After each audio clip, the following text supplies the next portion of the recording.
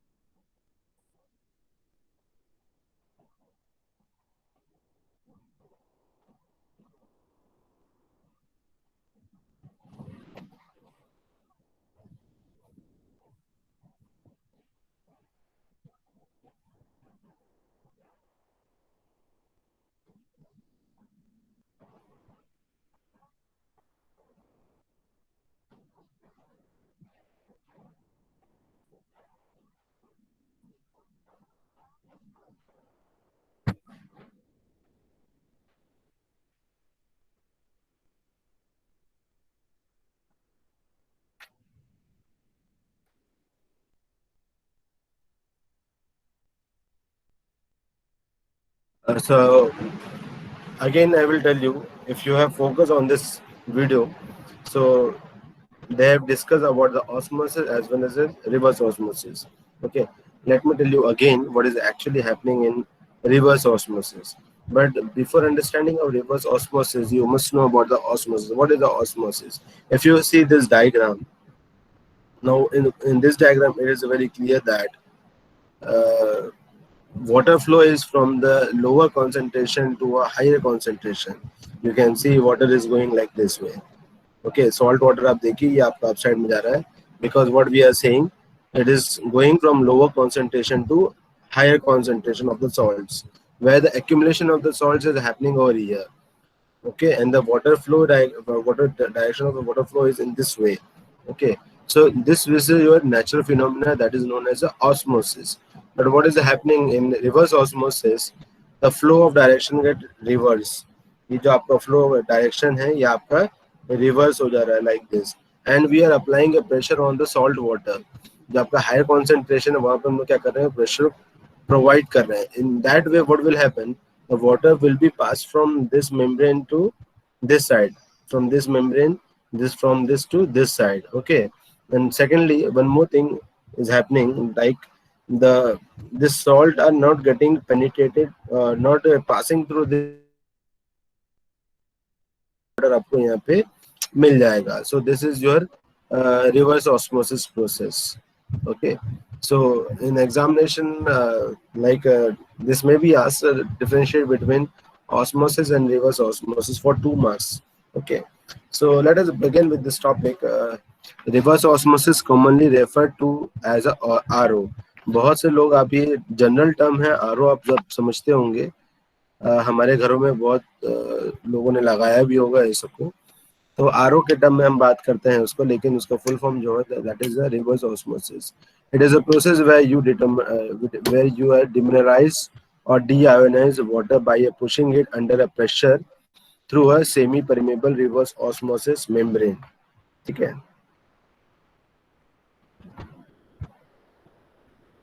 Osmosis is a naturally occurring phenomena. ठीक है. This is a naturally occurring phenomena and one of the most important process in nature. ये आपके normal process में, आपको मैं अगर एक सिंपल सा एग्जांपल बताऊं, अगर आप मटर को रात को पानी में अगर भिगा के रखते हो, जो प्रोसेस जो होता है that is known as your osmosis process. ठीक है. तो ये नेचुरल फिनोमिना है, ये होता है, बहुत जगह होता है. ये हमने एक एग्जांपल दिया इस डायग्राम में, कि यही नहीं कि यही ऑस्मोसिस है. This is a natural phenomena, ये कहीं भी होता है.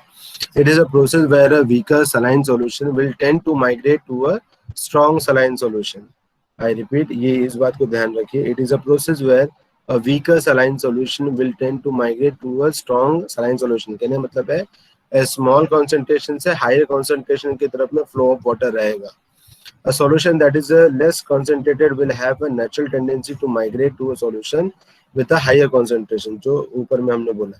A semi-permeable membrane is a membrane that will allow some atom or molecule to pass, but not others. ठीक है, क्या क्या अलाउ करेगा? Membrane is a membrane that will allow some atoms और molecules to pass. No, reverse osmosis the process of the osmosis in reverse. जो आपका osmosis process है उसका reverse order is known as reverse osmosis. Osmosis अगर naturally without energy required. To reverse the process of osmosis, you need to apply energy to a more saline solution. अब यहाँ पे reverse देखो, osmosis जो है natural process था वो automatic हो रहा है, लेकिन रिवर्स ऑस्मोसिस में क्या है कि हमको प्रेशर को अप्लाई करना पड़ रहा है. कहाँ अप्लाई करोगे? कि सॉल्ट वाटर के ऊपर में आप अपना प्रेशर को अप्लाई करोगे. Reverse osmosis membrane is a semi permeable membrane that allow a passage of a water molecules but not the majority of a dissolved salts. ये वाटर मॉलिक्यूल्स यानी जो H2O है उसको पास करने देगा, लेकिन जो आपके सॉल्ट पार्टिकल्स हैं उसको वो पास करने नहीं देगा. ठीक है, organic bacteria and pathogenic bacterias. तो आपके जो बैक्टीरियाज वगैरह है वो उसको भी मेम्ब्रेन जो है वो पास होने नहीं देगा. However, you need to push the water through a reverse osmosis membrane by applying a pressure that is greater than the natural occurring osmotic pressure. तो आप देखो यहाँ पे आप नॉर्मली प्रेशर दे रहे हो, लेकिन ये प्रेशर किससे ज़्यादा होना चाहिए? जो आपका एटमॉस्फेरिक प्रेशर है, जो आपका ऑस्मोटिक प्रेशर है, उससे ज़्यादा होना चाहिए, अदरवाइज ये आपका वर्कआउट नहीं कर पाएगा. When pressure is applied to a concentrated solution, the water molecules are forced through a semi-permeable membrane and the contaminants are not allowed through. Thus, we have already discussed this. Now, how does this reverse osmosis work? ये actually में work कैसा करता है? ये इसका एक flow diagram क्या है? तो you can see this is a feeder water. यहाँ पे फीड वाटर है, ये किसके थ्रू फीडिंग हो रहा है? ये आपके पंप के थ्रू हो रहा है. ये आपका एक आरओ मेम्ब्रेन है, यहाँ आप देख सकते हो. ये आप समझिए कि ये आपका सिस्टम है, ये पूरा यूनिट है, तो ये आपका आरओ मेम्ब्रेन है, ये वाला डायग्राम में. ठीक है, अब उसमें क्या होता है कि वाटर जो होगा वो पास करेगा यहाँ से और क्लीन होके, वाटर क्लीन होके यहाँ से आपका निकल जाएगा. This is high concentrated water और यहाँ पे हो गया आपका लो कॉन्सेंट्रेशन ऑफ सॉल्ट्स. अब कहने की बात क्या है कि ये आपका मेम्ब्रेन है, तो ये मेम्ब्रेन जो है वो सॉल्ट वाटर को पास होने नहीं देता. जो सॉल्ट्स है उसी को यहीं पे एक्यूमुलेट कर ले रहा है, और which can be generally termed as reject stream. उसको हम बोलते हैं रिजेक्ट स्ट्रीम, जो कि हम ऐसा कह सकते हैं कि higher concentration than the feed water. तो नॉर्मली है इसका कॉन्सेंट्रेशन भी ज्यादा रहेगा फीड वाटर से. क्यों ऐसा? क्योंकि जो वाटर है क्लियर होके क्लीन होके क्या हो रहा है, बाहर हो जाएगा. तो जो बचा कुचा ऐसे सपोज करो कि 30% आपका वाटर है, फीडर है वाटर से, तो वो उसमें कॉन्सेंट्रेशन ऑफ सॉल्ट ज्यादा है, इसीलिए हम उसको बोलते हैं higher concentrated than the feed water. Reverse osmosis work by using a high pressure pump to increase the pressure on the salt side of the RO and force the water across the semi-permeable RO membrane, leaving almost all around 95 to 99% of the dissolved salt behind it reject stream. कहने का मतलब है कि इसकी जो efficiency है आप देख सकते हैं कि 95 से 99% इसका एफिशिएंसी है. It is working very nicely. और सबसे ज्यादा जो यूज किया भी जाता है मतलब वो आपका आरओ ही है. The desalinated water that is demineralized or deionized is called a pre-made, or you can say a product water. Okay, यानी कि ये जो बाहर आपका वाटर निकल रहा है इसको हम बोलते हैं pre-made water, और you can say product water. The water stream that carries the concentrated contaminant that did not pass through the RO membrane is called as a reject. यानी कि हम इसके बारे में बात कर रहे हैं जो higher concentration of salts है. It is important to understand that an RO system employs a cross filtration rather than the standard filtration where the contaminants are collected within the filter media. क्या होता है कि बहुत से अगर तो normal candle भी आप देखोगे, मतलब बहुत घरों में ऐसा नॉर्मल फिल्ट्रेशन यूनिट भी रहते हैं जिसमें हम कैंडल्स को यूनिट करते हैं, लेकिन उसमें क्या होता है कि उस कैंडल के अंदर में ही आपका जो पोल्यूटेंट्स है या कंटामिनेंट्स है वहीं उसमें अरेस्ट हो जाता है. वेरएज हम यहाँ पे आरओ में ऐसा नहीं करते हैं, हम ये आरओ में उसको बाहर रिमूव कर देते हैं, ये वाटर के थ्रू आपका रिमूव हो जाता है. ठीक है, so this is different as conventional one.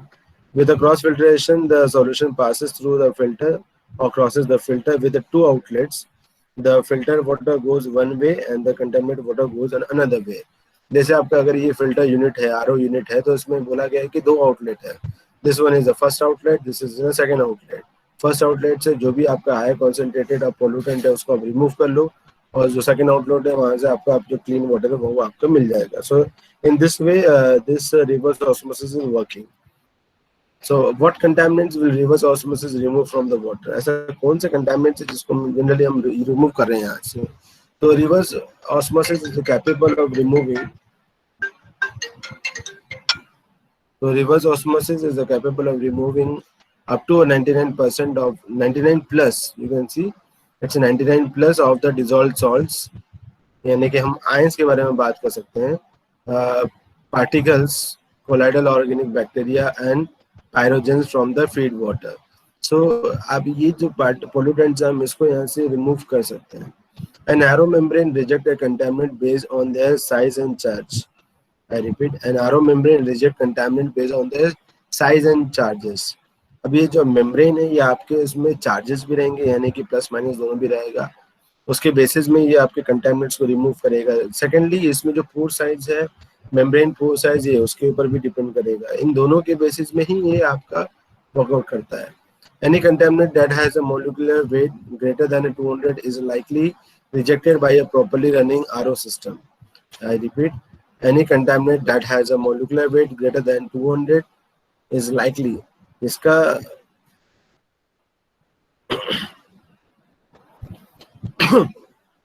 any contaminant that has a molecular weight, जिसका molecular weight आपका 200 से ज़्यादा होगा, ऐसे को डायरेक्टली आप डिस्क्वालिफाई मतलब आप उसको रिजेक्ट कर सकते हो. Likewise, the greater the ionic charges of the contaminant, the more likely it will be unable to pass through the RO membrane.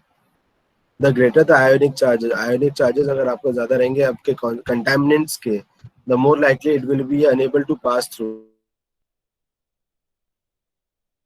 CO2 है उसको हम रिमूव नहीं कर सकते हैं. Okay, reverse osmosis is very effectively in a treating brackish surface and a groundwater for a both large and a small flow of applications. Yes, this is very effective for the brackish water, यानी आपका surface water and a groundwater. जो हम brackish यानी कि जो बहुत ज़्यादा salty है, ऐसे waters को हम उसमें आसानी से उसको remove कर सकते हैं. ठीक है. Now, what are the dependent factors on which this reverse osmosis is working? So number one is influent solute concentration. आपका जो concentration है जिसको ट्रीट करना है वो उसका कितना कॉन्सेंट्रेशन है, क्या रेंज का है, उस पर बहुत कुछ डिपेंड करने वाला है. अगर हायर डिग्री का कॉन्सेंट्रेटेड होगा तो उसको ज़्यादा आपको क्या बोलना चाहिए, प्रोसेस को ज़्यादा करना पड़ेगा. शायद डबल बार, ट्रिपल बार, 4 टाइम्स उसको वहाँ से पास कराना पड़ेगा, तब जाके वो आपका वाटर पूरा कम्प्लीटली क्लियर होगा. And next is a water flux rate हमें ध्यान में रखना पड़ेगा, प्रेशर हमें ध्यान में रखना पड़ेगा. उसके बाद एक्सटर्नल अप्लाइड प्रेशर कितना हम अप्लाई कर रहे हैं उसमें हमें रखना पड़ेगा. ठीक है. For the fresh and brackish water you required 15.5 to 26 bar जब बोलते हैं तो this is regarding atmospheric pressure. For sea water when we are talking it is 55 to 81.5 bar. So chemical disinfection. Various chemical agents have been used for the disinfecting drinking water. Each agent has its own advantages and limitations. The commonly used agent as a chlorine compounds like a chlorinated lime, oxidizing like zone. खैर ये मतलब ये हमारा पुराना topic था, ये उसमें से ही एक छोटा सा पार्ट है which is came over here. Just ignore this one. Now, what is the application of this RO? ये RO का application हम कहाँ करेंगे? तो जनरली हम इसे डिसैलिनेशन ऑफ ब्रैकिश वाटर में हम करते हैं, डिसैलिनेशन ऑफ सी वाटर के लिए हम करेंगे, then production of ultra pure water के लिए हम करेंगे, देन वेस्ट वाटर ट्रीटमेंट में हम इसको ज़्यादा यूज़ करते हैं. So this is a very common thing which are using from long time. But ये जो आपका वेस्ट वाटर ट्रीटमेंट है ये कुछ सालों पहले ही इसमें हम लोगों ने RO भी इंट्रोड्यूस किया गया है. अदरवाइज वेस्ट वाटर को भी इतना इम्पोर्टेंस नहीं था ट्रीटमेंट के लिए, लेकिन अभी अगर मैं बोलूँ ऐसा तो गलत नहीं होगा, जो हमारा टर्शरी ट्रीटमेंट होता है वेस्ट वाटर में तो वहाँ पे हम RO का यूज करते हैं. Whereas after treating with this RO even we can drink water. So that much capability we are having with RO, reverse osmosis. Okay. So RO के डिसएडवांटेजेस क्या चीजें हैं? So household RO units use a lot of water because they have a low back pressure. ये उसका लो back pressure है, उसका जो ये डिसएडवांटेज है उसके लिए. As a result, they recover only 5 to 15% of the water entering the system. आपका जो मैक्सिमम अमाउंट ऑफ वाटर है वो आपका वेस्ट चले जाता है. इवन आपके घरों में अगर आरओ लगा होगा तो आरओ केस में आपने देखना कि आपको दो आउटलेट मिलेंगे. One outlet is in the sink and other outlet is in the your tap side. Okay, तो टैप साइड से जहाँ से आप वाटर कलेक्ट करते हो वो हो गया, और एक जो आउटलेट है वो सिंक की तरफ में जाता है. वो जो सिंक की तरफ में जाता है वो क्या है, वो आपका डिस्कार्डेड वाटर है. आप हमेशा ये ध्यान में रखिएगा, कभी आप रन करके देखिए आप कर जाके, तो उसमें आपको समझ में आएगा कि आपका जो मैक्सिमम अमाउंट ऑफ वाटर है वो आपका वेस्ट हो रहा है. ठीक है, ऐसे सपोज करो 1 लीटर अगर मैंने लिया है तो आपको जो ट्रीटेड वाटर है उसमें से कितना ट्रीटेड वाटर आएगा, उसमें हार्डली आपका उसका 20% आपको या 30% आपको उसमें मिलेगा, ट्रीट होके मिलेगा, whereas 70% water is getting waste. तो हमें उस बात को भी ध्यान में रखना चाहिए कि वाटर का वेस्टेज ज़्यादा हो जाता है इसमें. The remainder is a discharge as a waste water. हम जैसे हम बोल रहे हैं कि आपका 70% जो वाटर है वो वेस्ट हो जाता है, तो हम उसको क्या बोलेंगे, that is a waste water, but we can use as a this waste water as in some other purpose. हम उसको कहीं और तरीके से यूज कर सकते हैं, जैसे हमें बर्तन धोने के लिए यूज कर लेना चाहिए या क्लोथिंग पर्पज के लिए हमें यूज कर लेना चाहिए. We can do it, but many of the times we are not looking toward these points. We are ignoring this. An RO unit delivering 5 gallon of treated water per day, many discharge 40 to 90 gallons of the wastewater per day to the septic system. ठीक है, तो आप इतने gallon तक के water को आप इसको ट्रीट कर सकते हो. ठीक है, large scale industry municipal system have a production efficiency of closer to 48%.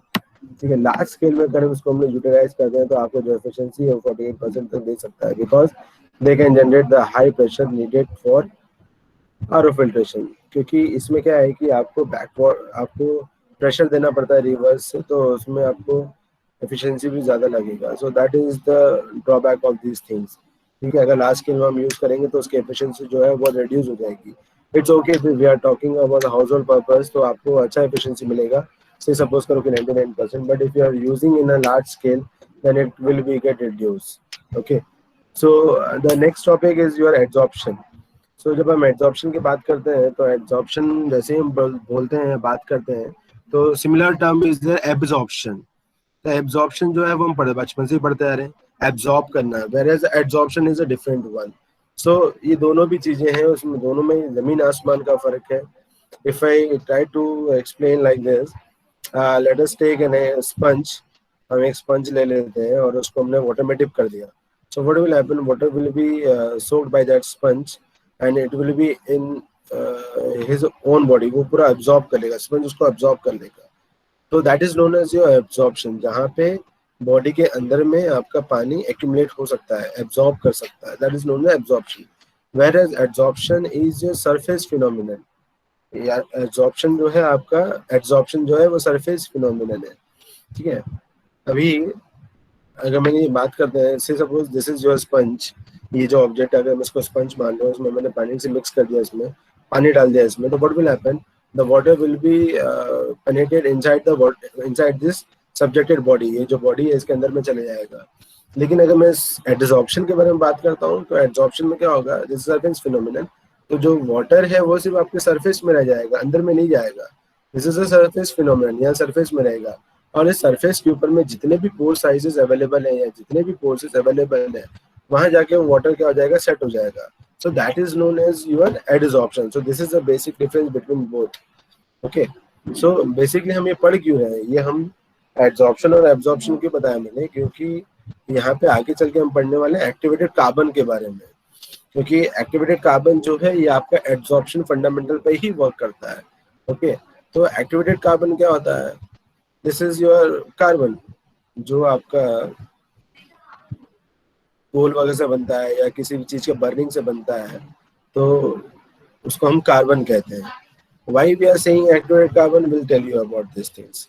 So if you see this diagram, तो you can see this is a coal, then it is get stored, then it is get pulverized, then pulverization के बाद हम agglomeration करते हैं, agglomeration के बाद उसे हम क्रशिंग करते हैं, क्रशिंग के बाद हम उसे बेकिंग करेंगे, बेकिंग के बाद उसमें हम लोग क्या करेंगे, एक्टिवेशन करेंगे, मतलब हीट कर देंगे उसको. हीट करने के बाद में क्या होगा, उसका स्क्रीनिंग करेंगे।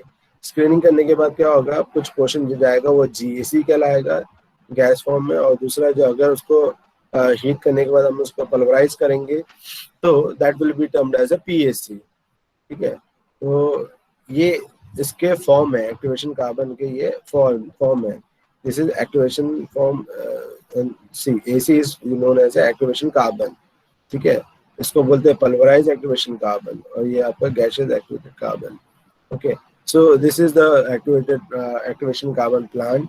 तो जनरली आपके जो रोटरी क्लेन है वो उसके थ्रू हम इसे प्रोड्यूस करने की कोशिश करते हैं। आपका जो मल्टीपल हार्ट है तो उसके बेसिस में भी हम इसको प्रोडक्शन करते हैं।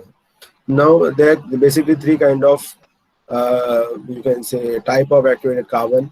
One is known as a powdered form, ये आपके powdered form में मिलता है, दूसरा आपके granular form में मिलता है, तीसरा आपका ये extruded form में मिलता है।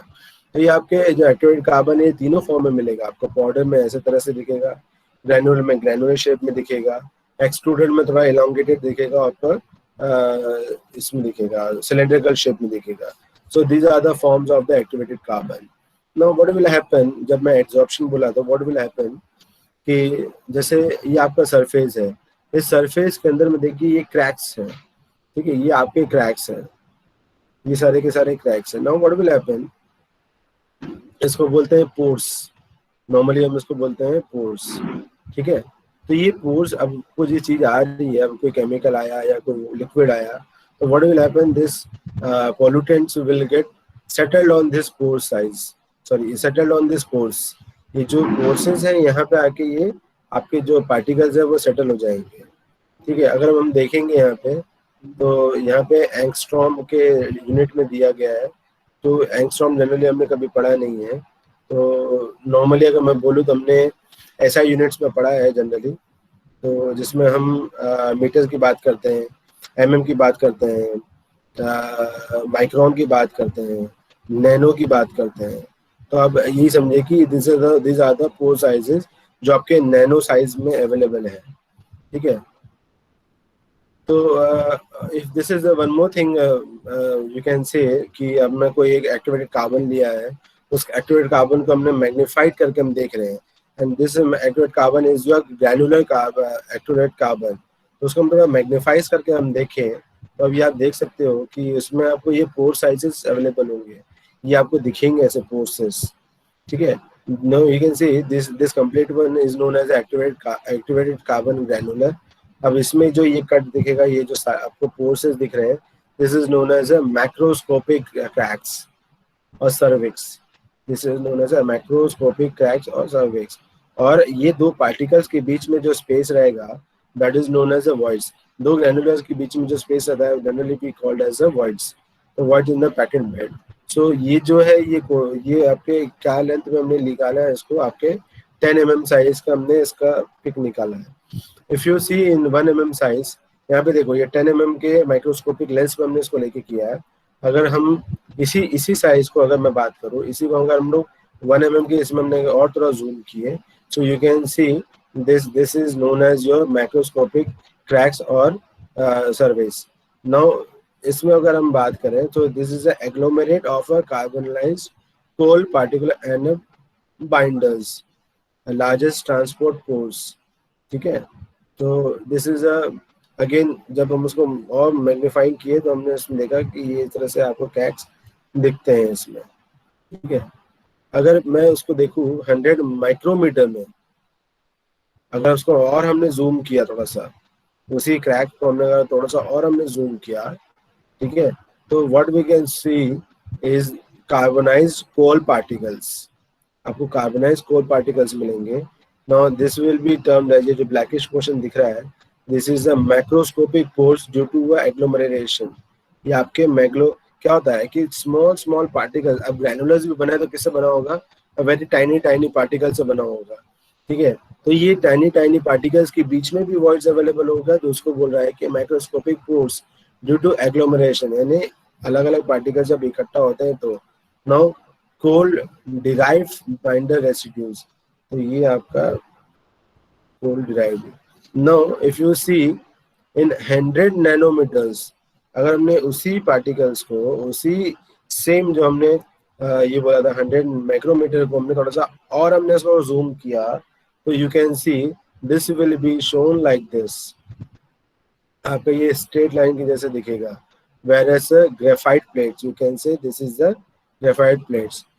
कार्बन के अंदर की बात कर रहे हैं हम लोग, ठीक है। तो localise structure, this is a very localise structure, ये आपका ऐसे ही दिखेगा। And this will be a graphite crystalline, ये आपका क्रिस्टलाइन फॉर्म में ये दिखेगा आपको, ठीक है।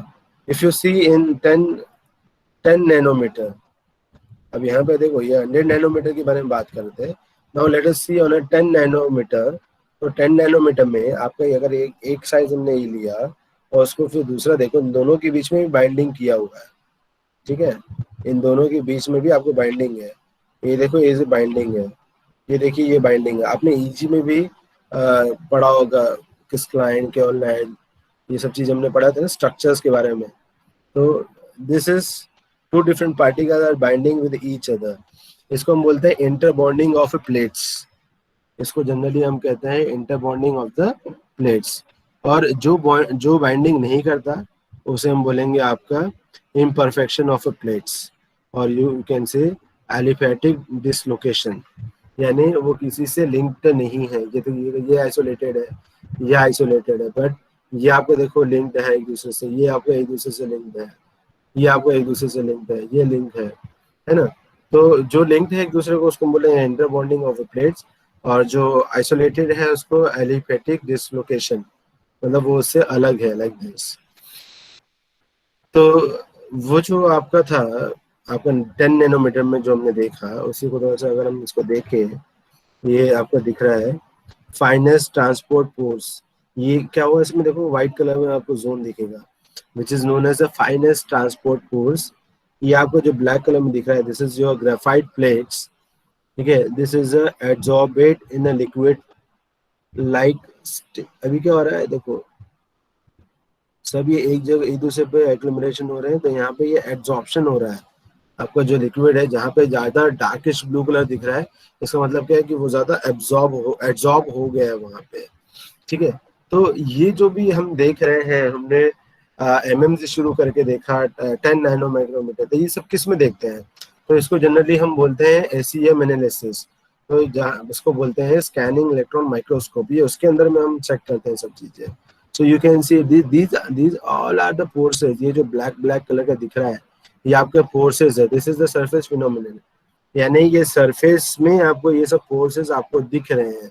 तो क्या होगा कि जो आपका वाटर है, जो कंटेमिनेशन है, वो आके ये पोर्स में आके सेटल हो जाते हैं, ठीक है।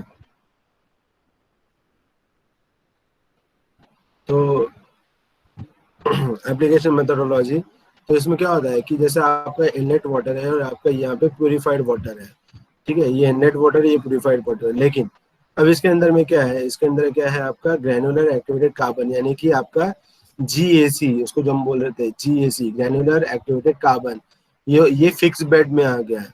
हमने उसको ग्रैनुलर एक्टिवेटेड कार्बन को हमने यहाँ यूज किया हुआ है, ठीक है। तो principle of granular activated carbon adsorption system क्या बोलता है, ठीक है। हमने पहले देखा था पीएसी और जीएसी। जो पीएसी है उसको पोलराइज, आप बोल सकते पोलराइज एक्टिवेट कार्बन बोल सकते हो, या फिर आप पाउडर एक्टिवेट कार्बन बोल सकते हो। वेरएस जीएसी को हम बोलेंगे आपका granular activated carbon. Further it can be converted in a gaseous form also. So सो आपका जो इनलेट है, या आपके इसमें आपने मिक्सिंग टैंक में डाला, आपका जो पाउडर एक्टिवेटेड कार्बन है वो साथ में हमने मिक्स किया, और यहाँ पे हमने उसको अलाउ किया मिक्सिंग के लिए। उसके बाद क्या होगा, अगर हम यूज पाउडर कार्बन जब हम कर रहे हैं, तो आपका जो यहाँ पे है आपका प्योर फॉर्म ऑफ वाटर निकल जाएगा, और आपका जो यूज पाउडर है वो आपका यहाँ पे आप कलेक्ट कर लोगे, ठीक है। कहने का मतलब है कि जो आपका स्लज बनेगा वो आप बॉटम में कलेक्ट कर लोगे, और आपका जो क्लीन वाटर है वो उसको आप बाहर में कर लोगे। अब आपका जो पाउडर है तो उसको कुछ ना कुछ साइज होगा, जिसकी वजह से वो क्या हो जाएगा, सच फॉर्म में आके सेट हो जाएगा। सो ग्रैनुलर एक्टिवेटेड कार्बन कॉलम, जो आप ग्रैनुलर एक्टिवेशन है उसको हम लोग जैसे कॉलम्स के तौर पे हम लोग यूज कर सकते हैं। यहाँ पे हम लोग फिक्स, ये जैसे आपके कॉलम्स हैं, तो इसके अंदर आपका जो ग्रैनुलर एक्टिवेटेड कार्बन है, ये जो मैं बता रहा था, उसमें हम क्या करते हैं फिक्स कर देते हैं, और विद द प्रेशर हम उसको क्या करते हैं पास करते हैं। So this is a GAC cellulose, granular activated carbon cellulose. Okay, and this is a gas purification. आपका देखो, हम वाटर तो प्यूरिफाई कर ले रहे हैं, लेकिन हम एड्सॉर्प्शन प्रोसेस के थ्रू गैस को भी हम प्यूरिफाई कर सकते हैं। Whereas you can see whereas you can see कि आपके जो गैसेस है, जो क्या बोलना चाहिए, जो डर्ट गैसेस है, डर्ट गैसेस को आप यहाँ से पास कराओगे, ठीक है, और बाद में ये एड्सॉर्ब होगा। एड्सॉर्बर है यहाँ पे, अगेन एक और एड्सॉर्बर है, यहाँ से सब क्लीन होके आपका जो फाइनल जो आपका गैस है वो यहाँ से क्लीन हो सकता है। तो जैसे आप लिक्विड को हम सॉरी जैसे हम लिक्विड वाटर को हम लोग क्लीन कर ले, सॉरी जैसे हम लिक्विड है उसको हम क्लीन कर ले रहे हैं, वैसे ही अगर आपका गैशियस सब्सटेंसेस है तो गैशियस सब्सटेंसेस को भी आप उसमें क्लीन कर सकते हो। ठीक है, now you can see this is adsorptive process. तो जैसे ये आपका H2 है, तो ये आपके इस के साथ में एक बॉन्डिंग बनाएगा जो कि उसको अपने टूवर्ड्स वैलेंस बॉन्ड की तरफ खींचेगा उसे, और उसके साथ में सरफेस में वो अटैच हो जाएगा। तो जब भी हम एडजॉर्प्शन की बात करते हैं तो they are so many isotherms which came in this picture.